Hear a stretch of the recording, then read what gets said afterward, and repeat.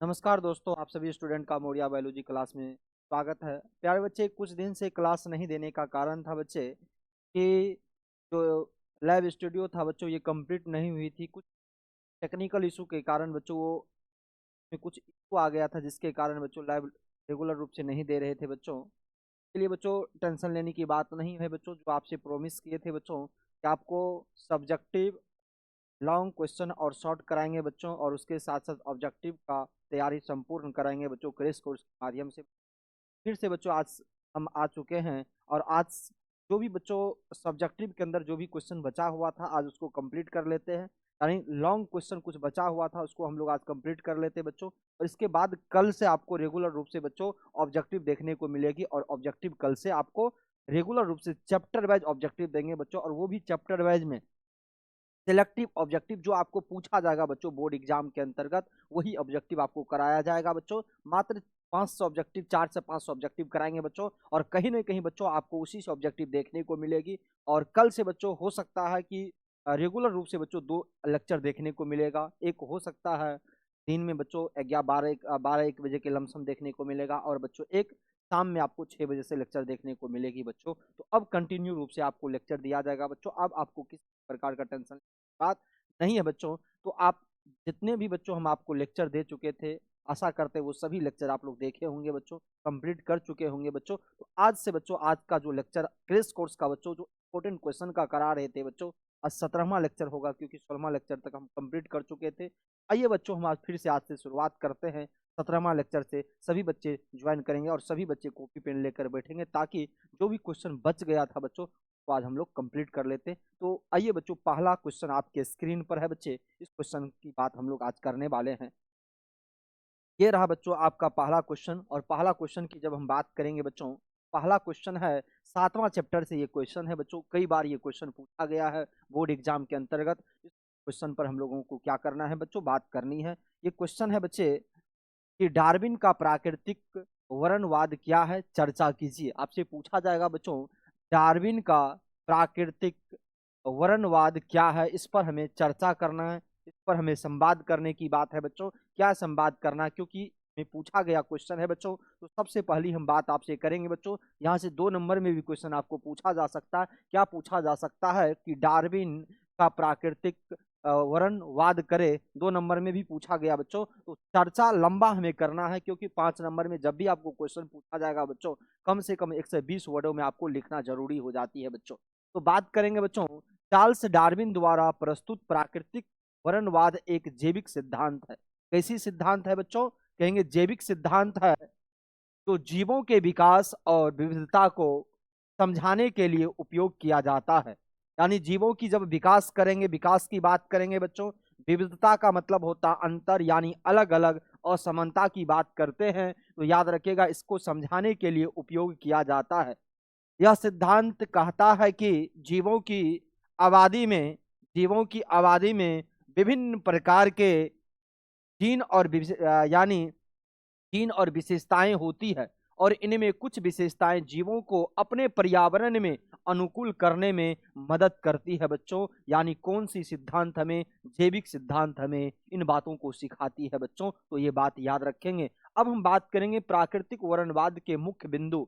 यानी जो प्राकृतिक वर्णवाद है बच्चों, इनकी कुछ मुख्य बिंदु पर बात कर ले, कुछ मुख्य बिंदु पर चर्चा कर ले बच्चों। तो प्राकृतिक वर्णवाद के मुख्य बिंदु निम्नलिखित होते हैं बच्चों। पहला की बात करें, जीवों की विविधता, यानी जीवों के अंदर जो विविधता है, जीवों के अंदर जो भिन्न भिन्न प्रकार की जो क्रियाकलाप, जो सभी जीवों के अलग अलग रूप हो सकते हैं, सभी जीवों का अलग अलग जो वास स्थान होंगे बच्चों वो अलग हो सकते हैं। यानी रूपरेखा के अंदर जो बदलाव होती है ये अलग हो सकते हैं। यानी विविधता की बात किया जाता तो जीवों की आबादी में विभिन्न प्रकार के जीन विशेषताएं होती है, ये हमें अलग करती है।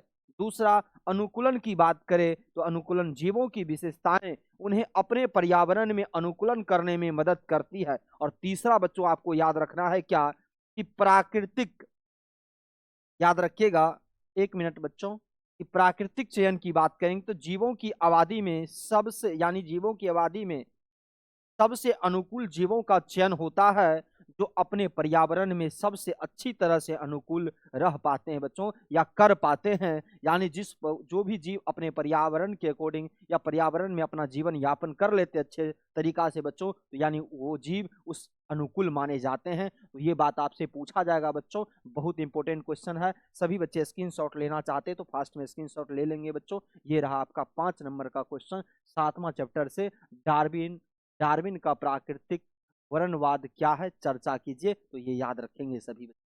अब हम बात करेंगे नेक्स्ट क्वेश्चन पर, चर्चा करेंगे बच्चों। नेक्स्ट क्वेश्चन क्या है, इस पर हमें चर्चा करनी है बच्चों।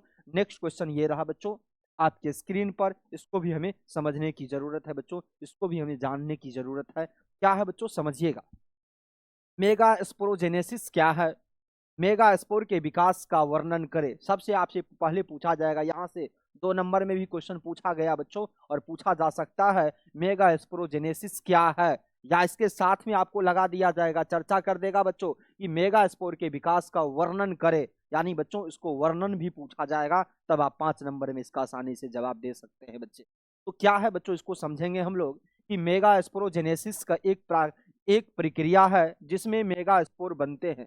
इसमें क्या बनते हैं बच्चों, मेगा स्पोर बनते हैं। मेगा स्पोर एक प्रकार का स्पोर है बच्चों, यानी एक प्रकार के क्या है, स्पोर है, जो पौधों में प्रजनन के लिए आवश्यक है। जो किसके लिए बच्चों, स्पोर का मतलब हम कह सकते हैं बीजाणु की बात कर सकते हैं, या बीजाणु जनन की बात हम लोग कर सकते हैं। वो स्पोर जो होता है बच्चों, वो बंधा हुआ रहता है, यानी सेल से ढका हुआ रहता है, और सेल जैसे ब्रेक करता बच्चों, तो उससे बाहर निकलता वो स्पोर, यानी बीजाणु जनन का हिस्सा मानते हैं बच्चों। मेगा स्पोरोजेनेसिस में मेगा स्पोर माँ के पौधों से अलग होकर बनते हैं। यानी जो माँ प्लांट की बात हम लोग करते हैं, एक प्लांट मेल का एक फीमेल का, जिसको हम लोग बच्चों गैनोसियम और एंडोसियम का रूप मानते हैं। याद रखिएगा, गैनोसियम वाला हिस्सा की बात करते हैं बच्चों, से अलग होकर बनते हैं। फिर उनमें से एक बच्चों मेगा स्पोर से याद रखिएगा बच्चों, मेगा गेमिटोफाइट बनाता है बच्चों। क्या बनाता है, मेगा गेमिटोफाइट बनाता है, जो पौधों के प्रजनन में महत्वपूर्ण भूमिका निभाता है बच्चों। उनके बाद आपसे पूछा जाएगा मेगा स्पोर के विकास, क्योंकि विकास पर भी चर्चा किया गया है, तो हम विकास के बारे में भी वर्णन करेंगे। कहेंगे मेगा स्पोर के विकास की प्रक्रिया निम्नलिखित है। हम 2 पर चर्चा करेंगे बच्चों। पहला है मेगा स्पोर माँ के पौधों से अलग होना। माँ के पौधों से जो अलग होना होता है, यानी मेगा स्पोर माँ के पौधा से अलग होकर बनते हैं। तो याद रखिएगा, जो मेगा स्पोर है ये माँ के या मदर के प्लांट से अलग होकर क्या करता, अपना निर्माण करता, अपना फॉर्मेशन करता है। और दूसरा है मेगा स्पोर का विभाजन, यानी मेगा स्पोर में भी विभाजन होने की बात होती है, मेगा स्पोर में भी बच्चों डिवीजन की बात होती है। तो मेगा स्पोर में विभाजन होता है, जिसमें 4 मेगा स्पोर बनते हैं। और याद रखिएगा, यही 4 मेगा स्पोर आगे वृद्धि विकास करके बच्चों एक बीज का फॉर्मेशन करती है, तब जाके क्या होता बच्चों, एक नया पौधा का निर्माण हो पाता है। तो ये बात सभी बच्चों को सभी बच्चे समझ चुके होंगे, सभी बच्चों को याद भी हो गया होगा बच्चों। सभी बच्चे इसको नोट करना चाहेंगे तो स्क्रीनशॉट ले सकते हैं। ये रहा बच्चों आज के लेक्चर का दूसरा क्वेश्चन। अब हम बात करेंगे बच्चों तीसरा क्वेश्चन पर भी बात करेंगे।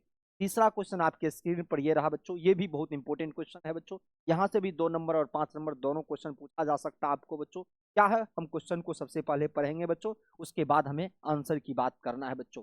इन सीटू संरक्षण को परिभाषित करे बच्चों। हम आपको इन के बारे में ऑफलाइन जो भी बच्चे मेरे यहाँ पढ़े होंगे, या 2 नंबर क्वेश्चन पर हम चर्चा किए थे बच्चों, जब हम आपको शॉर्ट क्वेश्चन करा रहे थे बच्चों, तो शॉर्ट क्वेश्चन पर बहुत ज़्यादा हम चर्चा किए थे बच्चों।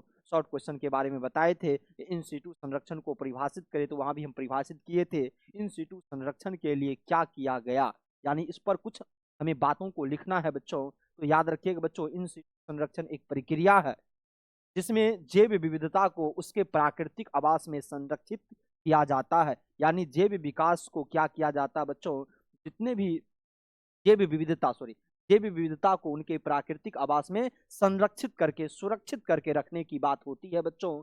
यह प्रक्रिया जैव विविधता को संरक्षित करने के लिए एक महत्वपूर्ण तरीका है बच्चों, क्योंकि यह जैव विविधता को उनके प्राकृतिक आवास में संरक्षित करता है। यानी ये एक जो विधि है बच्चों, ये जो प्रक्रिया है, जीवों को उनके आवास में संरक्षित करने का कार्य करती है। यहाँ जहाँ यह अपने प्राकृतिक रूप से वो प्राकृतिक रूप में विकसित हो सकता है, यानी ताकि बच्चों वो जीव जो है वो प्राकृतिक रूप में अपने आप को वृद्धि विकास कर सके, अपने आप को विकास कर सके बच्चों। इसलिए सबसे पहला संरक्षित करने की बात यहाँ कही जाती है बच्चों, जैव विविधता के अंतर्गत, याद रखेंगे। अब पूछा गया है, नेक्स्ट पॉइंट पूछा गया इसी के अंदर कि इन सीटू संरक्षण के लिए कई प्रयास किए गए हैं, यानी मानव के द्वारा भी बच्चों, सरकारों के द्वारा भी बहुत ज्यादा प्रयास किए गए, जिनमें से कुछ निम्नलिखित है। यानी राष्ट्रीय उद्यानों और वन्य जीव अभ्यारण्यों की स्थापना सरकार के द्वारा, याद रखिएगा, हर राज्य में देखिएगा बहुत सारा इस पर चर्चा किया, बहुत सारा इस पर या संरक्षित के रूप में बच्चों बहुत सारा संगठन बनाकर इस पर क्या किया गया बच्चों, बहुत सारा ऐसा संस्थान, बहुत सारा ऐसा उद्योग लगाया गया बच्चों, उद्यानों का चर्चा किया गया है बच्चों, यानी स्थापना की। राष्ट्रीय या उद्यानों और वन्य जीव अभ्यारण्यों की स्थापना जैव विविधता को संरक्षित करने के लिए एक महत्वपूर्ण तरीका है बच्चों। अभ्यारण्यों बहुत राज्य में देखने को मिलेगा बच्चों, और याद रखिएगा ताकि जीवों को संरक्षित किया जा सकता है बच्चों। दूसरा, जैव विविधता संरक्षण कार्यक्रमों का कार्य नियमन की बात जब हम करते हैं बच्चों, तो याद रखिएगा इसमें क्या होगा पॉइंट बच्चों, जैव विविधता संरक्षण कार्यक्रमों का, याद रखिएगा, कार्यवरण जैव विविधता को संरक्षित करने के लिए बच्चों, याद रखिएगा एक महत्वपूर्ण तरीका है बच्चों। दोनों याद रखिएगा बच्चों।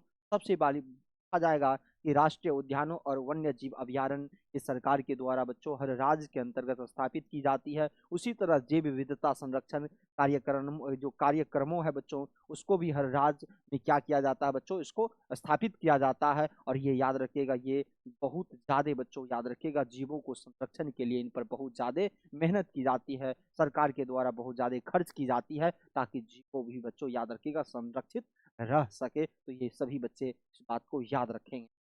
ये रहा बच्चों तीसरा क्वेश्चन आज के लेक्चर का। अब हम बात करेंगे बच्चों चौथा क्वेश्चन इस लेक्चर का बच्चों। चौथा क्वेश्चन ये रहा आपके स्क्रीन पर बच्चे, आइए बात करते हैं।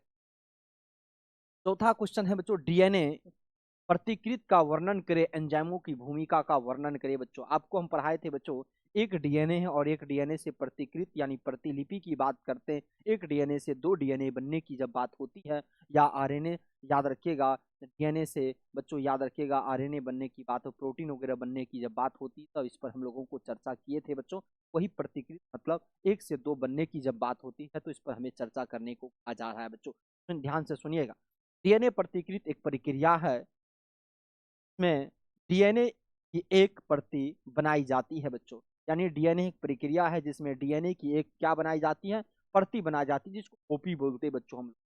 यह प्रक्रिया जीवों के विकास और वृद्धि में महत्वपूर्ण भूमिका निभाती है, क्योंकि यह जीवों को अपने जीनोम को बनाए रखने और पुनः उत्पन्न करने में मदद करती है बच्चों। याद रखिएगा किसके, प्रतिकृत के का वर्णन के रूप में बच्चों, तब प्रतिकृत करके हम लोग ऐसा कर सकते हैं।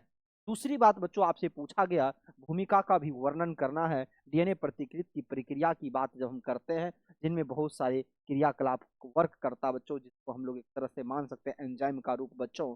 फिर डीएनए की अनुकूलन की बात करें तो डीएनए की अनुकूलन एक प्रक्रिया है जिसमें डीएनए के दोहरे हेलिक्स को अलग किया जाता है बच्चों। आप सबको मालूम होगा डीएनए के अंतर्गत, याद रखिएगा, हेलिक्स होता है जो हाइड्रोजन बंधन से जुड़ा रहता बच्चों, में adenine, guanine, cytosine double bond होती, डबल बॉन्ड से जुड़ी रहती है, जिसके अंतर्गत बच्चों याद रखिएगा बहुत सारे नाइट्रोजन बेस होती है, एडेनिन, गुआनिन, साइटोसिन, थाइमिन, इस प्रकार के नाइट्रोजन बेस होती है। और ये नाइट्रोजन बेस बच्चों याद रखिएगा जोड़ने दोनों हेलिक्स को आपस में जोड़ने का कार्य करती है। बच्चों याद रखिएगा डीएनए पॉलीमरेज का कार्य क्या है, तो यहाँ एंजाइम का भी चर्चा किया गया बच्चों। एंजाइम के बारे में भी तो कुछ लिखना होगा ना। डीएनए डीएनए पॉलीमरेज एक एंजाइम है जो डीएनए प्रतिकृत की प्रक्रिया में महत्वपूर्ण भूमिका निभाता है बच्चों। यानी जब हम डीएनए की प्रतिकृत करते हैं, इनके अंदर एक एंजाइम भूमिका निभाने का कार्य करती है बच्चों। एंजाइम का नाम है डीएनए पॉलीमरेज, एक एंजाइम है, और यही बच्चों याद रखिएगा प्रतिकृत के अंतर्गत निभाने का कार्य करती है। तो ये भी बच्चों आप सभी को आ चुका होगा, सभी समझ चुके होंगे। का भी आप लोग स्क्रीनशॉट ले सकते हैं बच्चों, और इस लेक्चर को ज़्यादा से ज़्यादा एक बार बच्चों शेयर कर देंगे, ताकि बच्चों जिन बच्चों आप लोगों का क्लास नहीं दिए, तो बहुत सारे बच्चों का लगा होगा कि सर क्लास नहीं दिए बच्चों, आपसे दिए थे बच्चों। क्रैश कोर्स का संपूर्ण लेक्चर कराया जाएगा बच्चों। और याद रखिएगा क्रैश कोर्स के अंतर्गत बच्चों वही क्वेश्चन कराया जाएगा जो आपके बोर्ड में आ जाएगा, जो 1 फरवरी का एग्जाम होगा बच्चों, उसके अंतर्गत देखने को मिलेगा बच्चों। अब हम बात करेंगे बच्चों नेक्स्ट क्वेश्चन बात करेंगे। नेक्स्ट क्वेश्चन ये रहा बच्चों आपके स्क्रीन पर। इस क्वेश्चन को भी हम लोग बेहतरीन ढंग से समझेंगे बच्चों। क्या है बच्चों, जनसंख्या नियंत्रण हेतु गर्भ निरोधन निरोधन की विभिन्न विधियों की विवेचना करें। यानी जनसंख्या जो बढ़ रही है बच्चों, पर कैसे नियंत्रण किया जा सकता है। जनसंख्या जिस रफ्तार से हमारे देश में बढ़ रही बच्चों, इस पर नियंत्रण करने की बात होती है। यानी किसी घर में जनसंख्या जो बढ़ रही है उस पर नियंत्रण कैसे किया जा सकता है, तो इस पर कुछ विधियां पर बात किया गया बच्चों। तो जनसंख्या नियंत्रण हेतु गर्भ निरोधन निरोधक भी कह सकते हैं। गर्भ निरोधन की विभिन्न विधियां हैं बच्चों। गर्भ निरोधन एक महत्वपूर्ण तरीका है जिससे जनसंख्या नियंत्रण में मदद मिलती है। जहां गर्भ निरोधन की विभिन्न विधियों की विवेचना की गई है बच्चों। सबसे पहला हम बात करें, यहाँ आप निरोधक कर दीजिएगा, गर्भ निरोधक बच्चों। अरे गर्भ निरोधक के बाद आपसे पूछा जाएगा बच्चों, पूछा जाएगा कि पुरुष गर्भ निरोधक क्या है, विधियां कौन सी होती है। उसके बाद महिला गर्भ निरोधक विधियां कौन सी होती है, इस पर हम लोगों को चर्चा कर लेते हैं। तो पुरुष गर्भ निरोधक विधियां सबसे पहला आपसे पूछा जाएगा बच्चों, क्या होती है। कुंडम की बात करते हैं बच्चों। कुंडम एक पुरुष गर्भ निरोधक है जो लेटेक्स या पोली यूरेथेन से बना होता है। अब हम बात करेंगे बच्चों, ये बनने की बात होती है, यहाँ शुक्राणु को योनि में प्रवेश करने से रोकता है बच्चों। जब ये भी विधियां जब कार्य करती है तो ये भी क्या होता है बच्चों, शुक्राणु को जब याद रखिएगा फीमेल के बॉडी के अंदर जाने से रोकने का कार्य करता, फिर भी तो वो याद रखिएगा वो माँ गर्भवती नहीं हो सकती है बच्चों। और इसी तरह से बच्चों याद रखिएगा आपको परमानेंट बात आपसे पूछा जाएगा। और परमानेंट विधि की जब बात करते हैं बच्चों, परमानेंट विधि में भी याद रखिएगा, इसमें पहले के समय में बच्चों क्या किया जाता था, जो न शुक्राणु का जो वीर्य नालिका को काट दिया जाता था ताकि शुक्राणु वीर्य में नहीं मिल सके। पहले ऑपरेशन होता था बच्चों, याद रखिएगा, जिसको नसबंदी की बात हम लोग करते थे, तो नसबंदी भी हुआ करता था। अब न बंद हो गया बच्चों, पहले पुरुष हुआ करता था और पुरुष नसबंदी में बच्चों याद रखिएगा उसको जो शुक्राणु का जो वीर्य का नालिका है उसी को काट दिया जाता था ताकि बच्चों शुक्राणु ही प्रवेश न कर सके, शुक्राणु ही एक जगह से दूसरी जगह नहीं जा पाए, जिसके कारण बच्चों वो माँ वंचित रहती थी, गर्भवती होने जाता था बच्चों। मगर ये बहुत ज़्यादा याद रखिएगा बच्चों हानिकारक हुआ करता था, बहुत ज़्यादा मरने लगा, जिसके कारण बच्चों उसको बंद कर दिया। और याद रखिएगा फीमेल नसबंदी की बात की, महिला नसबंदी के अंतर्गत यानी स्त्री नसबंदी लागू किया। उसी तरह बच्चों आपसे पूछा जाएगा, महिला गर्भ निरोधक विधियां की बात जब करेंगे तो गर्भ निरोधक गोलियां आता है और एक कॉपर टी होता है बच्चों। इन दोनों से बच्चों याद रखिएगा एक माँ को हम याद रखिएगा गर्भ निरोधक से रोक सकते हैं। और जैसे रोकेंगे बच्चों तो जनसंख्या नियंत्रण बिल्कुल बच्चों हो जाएगा। इसी यही विधि की बात हम लोग करने वाले थे। इस विधि से बच्चों जनसंख्या को नियंत्रित किया जा सकता है बच्चों। याद रखिएगा बच्चों, जितने ऑफस्प्रिंग जितने हमें संतान चाहिए बच्चों, संतान की जब हमें एक दो संतान की याद रखिएगा जब प्राप्ति हो जाए बच्चों, तो अधिक संतान की आवश्यकता भी नहीं हो। और बच्चों जिसके कारण बच्चों अभी के समय में जब बहुत सारा जानकारी के अभाव में बच्चों क्या होता है, ये सारी चीज़ के बारे में मालूम नहीं हो पाता है बच्चों, के कारण जनसंख्या बढ़ जाती है बच्चों। बात सभी को याद रखना है। गर्भ निरोधक गोलियां महिलाओं द्वारा ली जाने वाली एक विधि है जो हार्मोनल परिवर्तनों के माध्यम से गर्भधारण को रोकती है बच्चों। के हार्मोनल परिवर्तन के कारण बच्चों ऐसा देखने को। कोपर टी भी बच्चों याद रखिएगा, कोपर टी एक गर्भनिरोधक उपकरण है जो गर्भाशय में डाला जाता और गर्भधारण को रोका जाता है। और ये दोनों बच्चों याद रखिएगा महिला के अंतर्गत ये उपयोग किया जाएगा बच्चों, प्रयोग किया जाएगा, ये बात याद रखिएगा। ये जनसंख्या रोकने का ये विधि था बच्चों, जनसंख्या प्रकार से रोका जा सकता है बच्चों, तो बात आप याद रखिएगा। ये जो भी बच्चे स्क्रीनशॉट लेना चाहते हैं ले सकते हैं बच्चों। ये रहा बच्चों क्वेश्चन। अब बात करेंगे नेक्स्ट क्वेश्चन, बात करेंगे ये रहा बच्चों आपका अगला क्वेश्चन लेक्चर का। और इस क्वेश्चन की बात हमें करना है बच्चों। क्या है बच्चों, उत्तक संवर्धन क्या है, आपसे पूछा जाएगा 2 नंबर में बच्चों उत्तक संवर्धन क्या है। और 5 नंबर में जब जवाब पूछा जाएगा आपसे कहेगा उत्तक संवर्धन के विभिन्न प्रकार कौन कौन सा है, संक्षिप्त में विवरण कीजिए बच्चों। इस प्रकार से आपको क्वेश्चन आ जाएगा। आइए हम बात करेंगे इस क्वेश्चन पर, बात करते हैं बच्चों। उत्तक संवर्धन एक प्रक्रिया है जिसमें जीवों के उत्तकों को प्रयोगशाला में विकसित किया जाता है बच्चों। कहाँ जीवों की ऊतकों को प्रयोगशाला में विकसित करने की बात होती है। यह प्रक्रिया जीव विज्ञान, चिकित्सा और कृषि में महत्वपूर्ण भूमिका निभाती है। आपसे पूछा जाएगा ये प्रक्रिया का उपयोग किस किस क्षेत्रों में किया जाता है बच्चों, तो कहेंगे ये जीव विज्ञान के अंदर हो, चिकित्सा के अंदर हो और कृषि में महत्वपूर्ण भूमिका होने की बात होगा बच्चों, वहां जाके इन सब चीजों का उपयोग किया जाता है या भूमिका निभाई जाती है। उत्तक संवर्धन के कई प्रकार होते हैं, जिनमें से कुछ प्रमुख है बच्चों, जिनमें से कुछ बातों पर हमें चर्चा करनी है। तो पहला है कल्चर माध्यम बच्चों, दूसरा है प्राथमिक संस्कृति और तीसरा है द्वितीयक सांस्कृतिक की बात करें बच्चों। तो कल्चर माध्यम क्या है? यह एक तरल या ठोस माध्यम होता है जिसमें ऊतकों को विकसित किया जाता है बच्चों। यानी एक तरल या ठोस माध्यम होता है जिसमें ऊतकों को विकसित किया जाता है, यानी टिश्यू को विकसित किया जाता है बच्चों। दूसरा प्राथमिक संस्कृति की बात जब करते, यह एक प्रकार की संस्कृति होती है पुस्तकों को पहली बार प्रयोगशाला में बच्चों विकसित किया जाता है। दूसरा है द्वितीयक संस्कृति की बात करेंगे, यह एक प्रकार की संस्कृति होती है जिसमें उत्तकों को पहले से विकसित किए गए उत्तकों को प्राप्त किया जाता है, यानी उसमें पहली बार और इसमें पहले से बच्चों विकसित किया जाता है। तो ये दोनों बातों को आप सभी बच्चे याद रखिएगा। तो आपसे पूछा जाएगा उत्तक संवर्धन क्या है, उत्तक संवर्धन के प्रकार, और उसी प्रकार के बारे में हम थोड़ा सा विवरण कर दिए बच्चों, ये बात याद रखिएगा। बहुत इंपॉर्टेंट क्वेश्चन, कई बार क्वेश्चन आ गया भी है। सभी बच्चे इस क्वेश्चन को नोट कर लेंगे, सभी बच्चे इस क्वेश्चन को याद भी कर लेंगे ताकि दिक्कत नहीं हो। और याद रखिएगा बच्चों, आज हम इस लेक्चर को कंप्लीट करेंगे जिसमें सब्जेक्टिव क्वेश्चन था बच्चों, लॉन्ग क्वेश्चन और शॉर्ट क्वेश्चन पहले कंप्लीट करा चुके थे। ये लॉन्ग क्वेश्चन है बच्चों, लॉन्ग क्वेश्चन जो भी बचा हुआ था आज हम कंप्लीट करेंगे। यानी जितना भी समय बच्चों 1 घंटा का हो या 40 मिनट का हो, उसमें कंप्लीट करने वाले हैं बच्चों। ये भी क्वेश्चन का स्क्रीनशॉट लेना चाहते हैं बच्चों तो आप सभी बच्चे ले सकते हैं फास्ट में बच्चों। अब हम बात करेंगे नेक्स्ट क्वेश्चन का, बात करेंगे बच्चों नेक्स्ट क्वेश्चन क्या है बच्चों, कि जैव प्रौद्योगिकी के औद्योगिक उपयोग पर प्रकाश डालने को कहा जा रहा है बच्चों। जैव प्रौद्योगिकी के औद्योगिक उपयोग पर प्रकाश डालने को कहा जा रहा है। तो आइए बच्चों हम इस पर प्रकाश डालने की बात कर। सबसे पहला बच्चों याद रखिएगा, जैव प्रौद्योगिकी के औद्योगिक प्रयोग की बात जब हम करते हैं तो जैव प्रौद्योगिकी एक ऐसी प्रौद्योगिकी है जिसमें जीव विज्ञान और प्रौद्योगिकी का संयोजन होता है बच्चों, जिस दोनों का संयोजन होने की बात कही जाती है। इसका उपयोग विभिन्न उद्योगों में किया जाता है, इनमें से प्रमुख है बच्चों।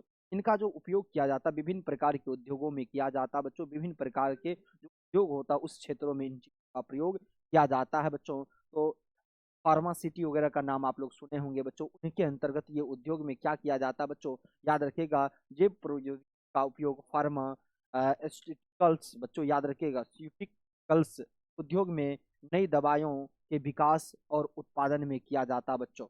तो फार्मासिटी जो दवा बनाने वाली जो कंपनी वगैरह होती है बच्चों, उसके अंतर्गत याद रखिएगा का उपयोग बहुत ज्यादा किया जाता है बच्चों, ये बात याद रखिएगा। दूसरा है कृषि बात करेंगे बच्चों, और तीसरा है बच्चों औद्योगिक एंजाइम उद्योग की बात करेंगे। इन सब क्षेत्रों में क्या किया जाता, जैव प्रौद्योगिकी के औद्योगिक उपयोग पर प्रकाश डालने को कहा जा रहा है बच्चों। तो का उपयोग 3-4 क्षेत्रों में किया जाता सबसे ज्यादा बच्चों, तो याद रखिएगा। जिसमें आपको पहला पता चल गया बच्चों, दूसरा है कृषि उद्योग, तीसरा है औद्योगिक एंजाइम उद्योग की बात करेंगे बच्चों। कृषि उद्योग में क्या है, जैव प्रौद्योगिकी का उपयोग कृषि उद्योग में फसलों की उत्पादकता बढ़ाने, रोग प्रतिरोधक क्षमता बढ़ाने और नई फसलें विकसित करने में किया जाता है बच्चों।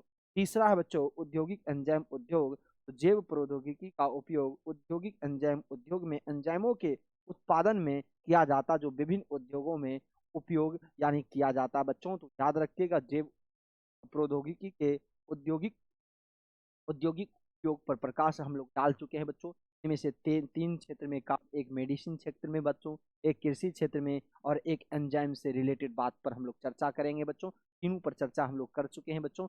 एक मेडिसिन क्षेत्र में, दवाइयों के क्षेत्र में बच्चों याद रखिएगा जो फार्मासिटी वगैरह होता है उस पर काम करता है।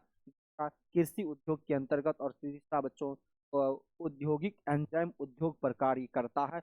ये बात याद रखेंगे सभी बच्चे, और ये भी क्वेश्चन कई बार पूछा गया बच्चों, कंप्लीट कर लेंगे बच्चों, नोट कर लेंगे, नोट करके इसको याद भी कर लेंगे। अब बात करेंगे बच्चों नेक्स्ट क्वेश्चन, तो बात करने, आइए नेक्स्ट क्वेश्चन बात करते हैं। अगला क्वेश्चन है बच्चे, ओपेरॉन मॉडल से आप क्या समझते हैं? आपको इतना बात पूछेगा तो 2 नंबर में, और वर्णन किरण करने की जब बात होगी बच्चों तो वर्णन भी आप लोग आसानी से कर सकते हैं ताकि दिक्कत नहीं होगी। वर्णन की बात भी हम लोग करेंगे, क्या होता पहले इसको समझेंगे और उसके बाद वर्णन पर भी हम लोग को चर्चा कर लेना, या वर्णन के साथ ही हम चर्चा इसका प्रमुख घटक की बात कर लेंगे बच्चों। ओपेरॉन मॉडल जीन अभिव्यक्ति के को नियंत्रित करने का एक सिद्धांत है बच्चों। तो जीन अभिव्यक्ति को नियंत्रित करने का एक सिद्धांत मानी जाती है बच्चों, जिसमें प्रोकैरियोटिक जैसे बैक्टीरिया पर में जीन नियंत्रण के अध्ययन में विकसित किया गया था। इस मॉडल को फ्रेंच वैज्ञानिक या जैव वैज्ञानिक जैक मोनो और याद रखेगा फ्रांसकोइस जेकोब ने कब बच्चों 1961 ईस्वी में प्रस्तावित किया था बच्चों। याद रखिएगा ये 2 वैज्ञानिक के द्वारा, ये वैज्ञानिक जेक मोनो ने बच्चों, और याद रखिएगा एक बच्चों आपसे पूछा जाएगा फ्रांकोइस जेकोब ने 1961 ईस्वी में प्रस्तावित किया। ओपेरन प्रणाली जीन के समूह का एक संगठनात्मक तरीका है बच्चों। तो संगठन बनाया गया बच्चों, वो संगठन याद रखिएगा जैव यानी ओपेरन प्रणाली के जीन के समूह का एक संगठन बनाया गया, और याद रखिएगा ये दोनों वैज्ञानिकों के द्वारा उस पर बहुत ज्यादा वर्क किया गया था बच्चों, बहुत ज्यादा कार्य किया गया था, जो एक साथ अभिव्यक्त होते हैं।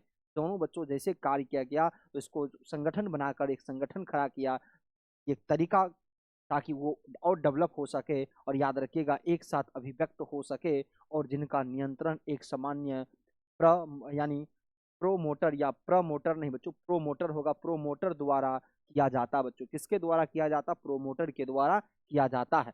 ओपेरन के मुख्य घटक होता है बच्चों, जिसका हम बात अभी किए बच्चों, एक प्रोमोटर होगा और एक ऑपरेटर होगा बच्चों। ये दोनों प्रमुख घटक हैं इन चीजों को करने के लिए। तो प्रोमोटर क्या होता है? यह एक डीएनए अनुक्रम होता है, जहां बच्चों आरएनए पॉलीमरेज की बाइंडिंग होती है, ताकि यानी बच्चों जीनों की ट्रांसक्रिप्शन शुरू हो सके। इसलिए किया जाता है बच्चों ताकि जो जीन होता है उसका ट्रांसक्रिप्शन शुरू किया जा सकता है बच्चों, इसलिए याद रखिएगा प्रोमोटर की बात होती। दूसरी बात हमें करना है बच्चों, ऑपरेटर की बात करें, यह डीएनए का वह क्षेत्र होता है, यानी ये डीएनए का उस क्षेत्र को कहा जाता है जो एक दमनकारी प्रोटीन होता है या प्रोटीन के साथ बाइंड किया जाता है बच्चों, करता है, जो ट्रांसक्रिप्शन को रोकता है। यहाँ क्या किया जाता है बच्चों? ट्रांसक्रिप्शन वहाँ होने देगा और ये ट्रांसक्रिप्शन को रोकने का कार्य करेगा, और यह दमनकारी प्रोटीन ऑपरेटर से जुड़ा होता है। तो जीन का बच्चों याद ट्रांसक्रिप्शन नहीं होता है। जब ये उस जीन के साथ जुड़ा होगा रहेगा बच्चों, तो याद रखिएगा ये क्या कर सकता है बच्चों? जीन का ट्रांसक्रिप्शन नहीं होने देगा, या यहाँ नहीं होती है बच्चों। ये बात याद रखिएगा, बहुत इंपॉर्टेंट क्वेश्चन है बच्चों, और ये क्वेश्चन को आप सभी बच्चे, हमें मालूम है सभी बच्चे इस क्वेश्चन को कंप्लीट कर लेंगे, सभी बच्चे इस क्वेश्चन को याद कर लेंगे, ताकि आपके सामने एग्जाम में बच्चों इस प्रकार के क्वेश्चन आए बच्चों, तो आप सभी बच्चे इसको आसानी से सॉल्व कर सकते हैं, इस क्वेश्चन को आसानी से बना सकते हैं। ये बच्चों हम उम्मीद करते हैं आप लोग को भी कंप्लीट कर लेंगे बच्चों। अब बात करेंगे नेक्स्ट क्वेश्चन की, बात करते हैं। स्क्रीनशॉट जो भी बच्चे लेना चाहते हैं फास्ट में ले लीजिएगा। अब बात करते हैं नेक्स्ट क्वेश्चन, बात करते हैं। ये रहा बच्चों, दोहरा निषेचन से आप क्या समझते हैं? इसे आरेखित चित्रों द्वारा निरूपित करे, इसके महत्व का वर्णन करे बच्चों। क्या पूछा गया? इनके महत्व का वर्णन। दोहरा निषेचन के बारे में, डबल फर्टिलाइजेशन के बारे में आप लोगों को बहुत सारा पॉइंट पढ़ाए थे बच्चों, और बहुत सारी चीजों पर हम चर्चा किए थे, तो उससे भी आप रिलेटेड जो हम ऑफलाइन में कॉपी में आपको पढ़ाए थे बच्चों, उसको तो पढ़ेंगे ही पढ़ेंगे बच्चों, और उनके साथ साथ बच्चे याद रखिएगा इसको भी जानेंगे, ताकि आपको याद हो सके आसानी से। आइए इस क्वेश्चन को हम लोग रिपीट कर लेते हैं, बच्चों को जान लेते हैं।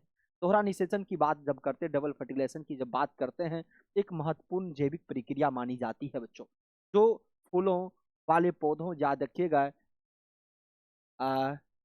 एंजियोस्पर्म होगा बच्चों, यहाँ एंजियोस्पर्म में होती है। इस प्रक्रिया में 2 पुरुष युग्मनज होता है बच्चों, यहाँ युग्मनज की बात करेंगे। युग्मनज यानी स्पर्म सेल एक साथ निषेचन की प्रक्रिया में भाग लेते हैं बच्चों। क्या करता है? एक साथ प्रक्रिया, निषेचन की प्रक्रिया में भाग लेते हैं। यह केवल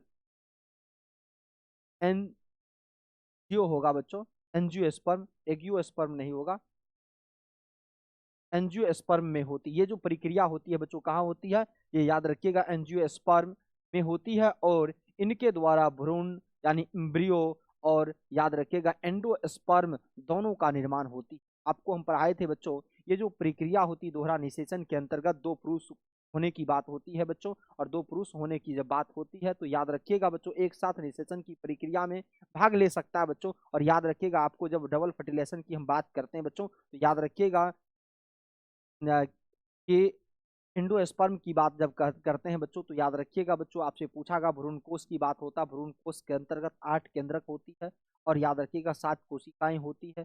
8 केंद्रक के अंदर बच्चों ऊपर की जो कोशिकाएं होती है उसको हम लोग क्या कर एंटीपोडल, नीचे की बात करते हैं एक एपरेटस होता है बच्चों, और बीच के सेंटर के अंदर होता है सेंटर का या सेंटर न्यूक्लियस के रूप में हम लोग जानते हैं, या पोलर न्यूक्लियस के रूप में लोग उनको जानते हैं बच्चों।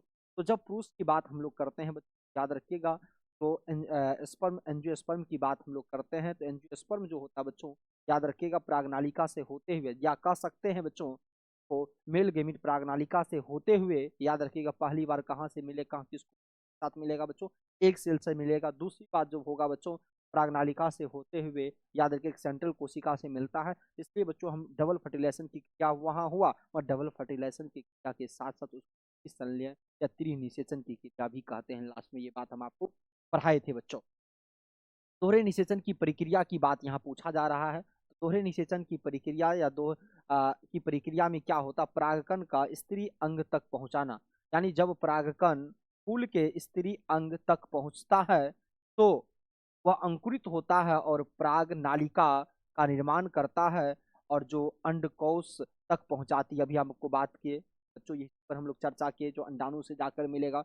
दूसरी बात आपसे पूछा जाएगा ये मिलने की प्रोसेस है बच्चों, और दूसरा पहली बार जाके मिलेगा बच्चों, और दूसरा युग्मनजों युग्मनजों युग्मनज की बात जब करते हैं तो युग्मनजों के का अंडाणु और द्वितीयक नाभिका से मिलता बच्चों। जो जायगोट की बात हम लोग करते हैं युग्मनज युग युग्मक की जब बात होता है जो हम लोग जायगोट की बात करते हैं बच्चों, युग्मनजों की बात जब हम लोग करते हैं तो वहाँ युग्मनज क्या करता है बच्चों, वो युग्मनज के साथ जाकर मिलेगा। तो युग्मनजों का अंडाणु और द्वितीयक नाभिका से मिलना बच्चों, तो पहला निषेचन होगा और दूसरा निषेचन होगा।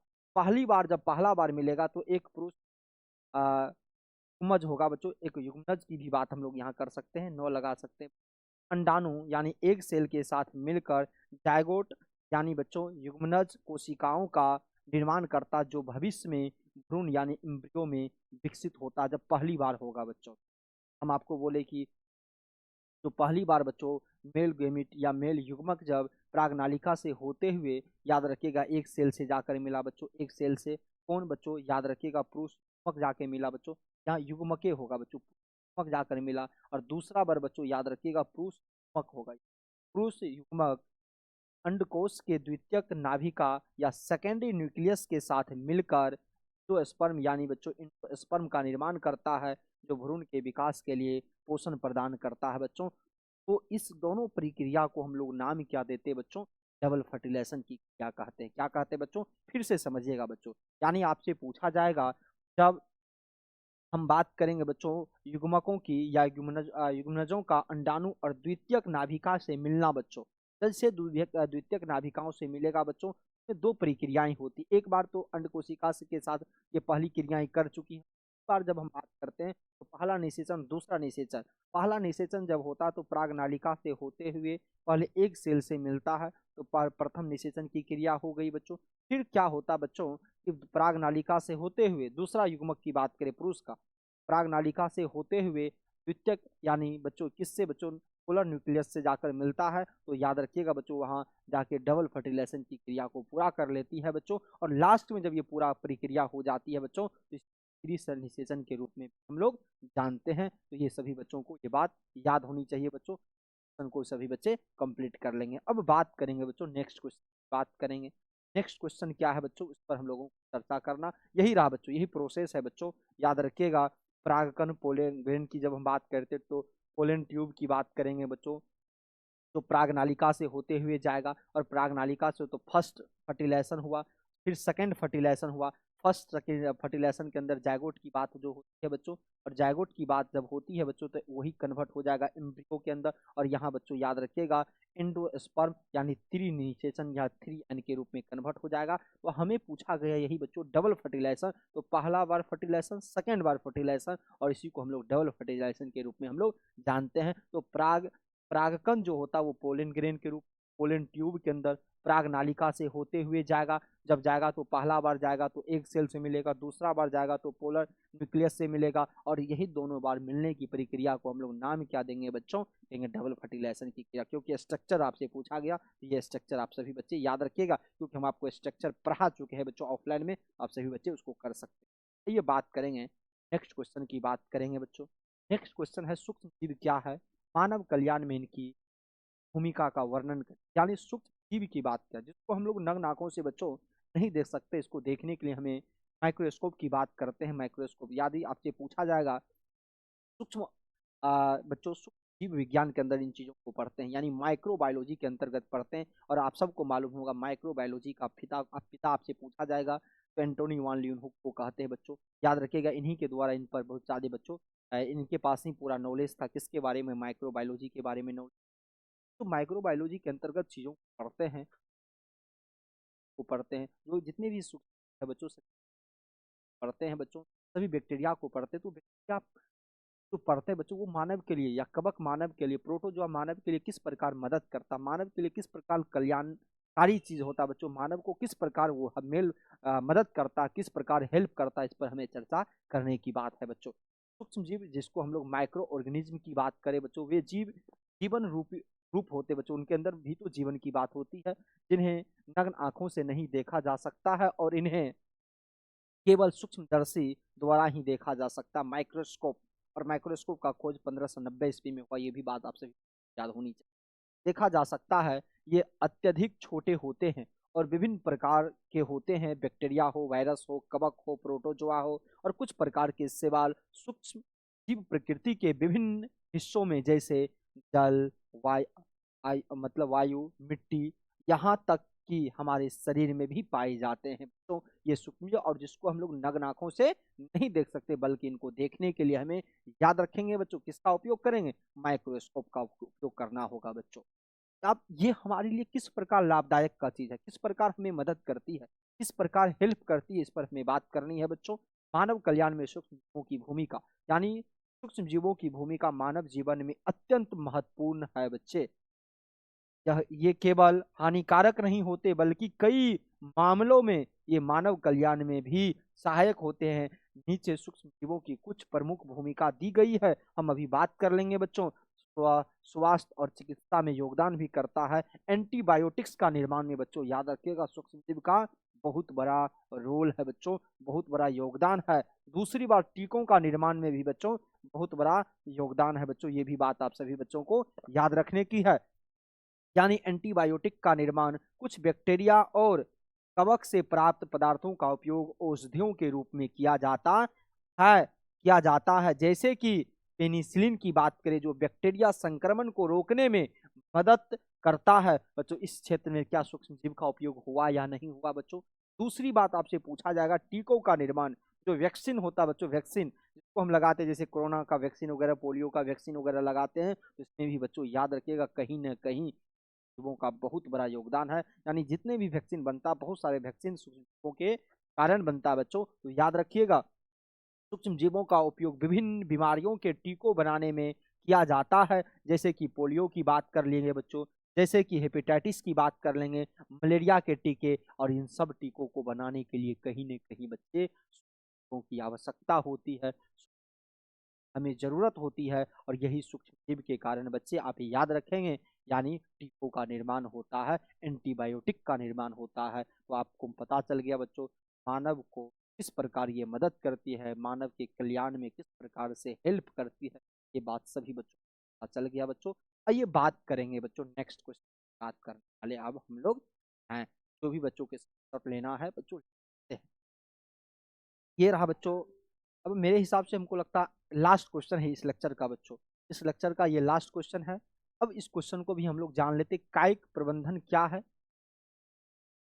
इनमें सहलगन विभिन्न विधियों का वर्णन करने को पूछा गया है बच्चे। तो याद रखिएगा, कायिक प्रबंधन की बात करेंगे। एक ऐसी प्रक्रिया है जिसमें किसी जीव के मूल गुणसूत्रों, याद रखिएगा, मूल गुणसूत्रों और गुणों का ठीक ठीक नकल या प्रति निर्माण किया जाता है। इसे विशेष रूप से जैविक रूप से यानी समान नए जीवों को उत्पन्न करने के लिए प्रयोग में लाया जाता है। कायिक प्रबंधन का मुख्य उद्देश्य, याद रखिएगा, किसी विशेष जीवों के गुणसूत्रों को हूबहू पुनः उत्पन्न करना, ताकि वह जीव अपनी विशिष्ट विशेषताओं बनाए रखे। बच्चों, आपको मालूम होगा, हम आपको पढ़ाए थे कायिक प्रबंधन के बारे में, यानी वेजिटेटिव रिप्रोडक्शन के बारे में पढ़ाए होंगे बच्चों, जिनके अंदर ये दो प्रकार के होते हैं, एक आर्टिफिशियल और एक नेचुरल। आर्टिफिशियल के अंदर बच्चों हम चीज़ों क्या करते हैं जिनमें मानव का योगदान हो, और दूसरा बच्चों याद रखिएगा कि नेचुरल की बात हम लोग करते हैं तो नेचुरल मानव का कुछ भी योगदान ना हो। जैसे हम नेचुरल की कुछ एग्जाम्पल की बात करें, आप सबको मालूम होगा बच्चों, अदरक की बात करेंगे, लहसुन की बात करेंगे, प्याज की बात करेंगे, आलू की बात करेंगे, और बहुत सारा ऐसा एग्जाम्पल है बच्चों जिनके अंतर्गत बच्चों याद रखिएगा कायिक प्रबंधन का नेचुरल विधि कार्य करती है, जिनमें जनन की क्रिया अलैंगिक रूप से होती है बच्चों, तो वो याद रखिएगा कायिक प्रबंधन का ही हिस्सा मानी जाती है। दूसरा आपसे पूछा जाएगा बच्चों कि कायिक प्रबंधन की विधियां, जिसमें प्रतिलिपि विधियां की हम लोग बात कर लिए। यहाँ यह कायिक प्रबंधन की सबसे प्रमुख और सामान्य विधि है। इसमें किसी जीव के समग्र की बात जो करते हैं, या समग्र कोशिका की जब, या सोमेटिक सेल का नाभि का न्यूक्लियस लिया जाता और उसे अंडाणु में डाला जाता, जिसका नाभि का पहले हटा दिया जाता बच्चों, और वो याद रखिएगा ताकि वो समान रूप से दिखे, ताकि वो समान हो सके, ताकि उनके गुण रह सके। इसके लिए बच्चों हम याद रखिएगा कायिक प्रबंधन का उपयोग करते हैं, ताकि सहलगन विधियों का वर्णन करके हम इनको सुरक्षित रख सकते हैं बच्चे। तो ये याद रखिएगा कायिक प्रबंधन का हिस्सा था बच्चों। कायिक प्रबंधन के बारे में भी आप लोग सभी बच्चे जाने और याद रखिएगा, बहुत इंपॉर्टेंट बच्चों, याद रखिएगा। ये क्वेश्चन था बच्चों, कई बार ये क्वेश्चन आपसे पूछेगा कायिक प्रबंधन क्या है, इतना भी बात आपसे पूछा जाएगा बच्चों। तो ये रहा बच्चों आज का इस लेक्चर यानी सब्जेक्टिव का ये लास्ट लेक्चर था बच्चों, जिनमें लॉन्ग क्वेश्चन और शॉर्ट क्वेश्चन था बच्चों। क्रैश कोर्स के माध्यम से आप सभी बच्चों को, यहाँ तक बच्चों लॉन्ग क्वेश्चन और शॉर्ट क्वेश्चन 17 लेक्चर के अंतर्गत कंप्लीट कर चुके बच्चों।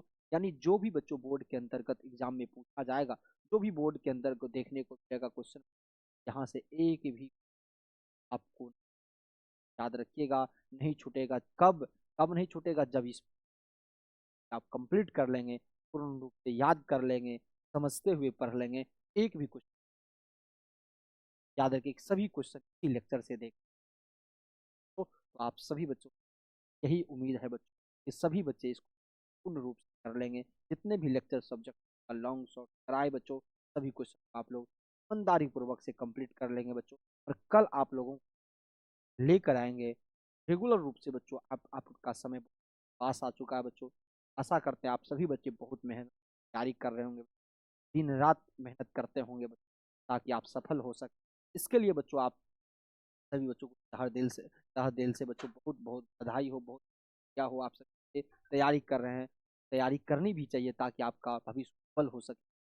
अब हम बात करेंगे कल से बच्चों, यानी ऑब्जेक्टिव लेकर आएंगे, चैप्टर बाय चैप्टर ऑब्जेक्टिव। 5 दिन में हम ऑब्जेक्टिव को कंप्लीट कर लेंगे बच्चों। यानी कि बच्चों जो ऑब्जेक्टिव हम लेकर आएंगे बच्चों, यानी वो प्रत्येक चैप्टर का होगा, और प्रत्येक चैप्टर से वही ऑब्जेक्टिव देंगे बच्चों जो आपको पूछा जाएगा, वही ऑब्जेक्टिव कराएंगे जो इम्पोर्टेंट होगा बच्चों। तो आप सभी बच्चों को कल से 6 बजे रेगुलर रूप से ऑब्जेक्टिव देखने को मिलेगा बच्चों। सभी बच्चे कल से 6 बजे लाइव क्लास में ज्वाइन करेंगे बच्चों, लाइव क्लास में जुड़ेंगे। तो फिर बच्चों हम नेक्स्ट लेक्चर हैं, तब तक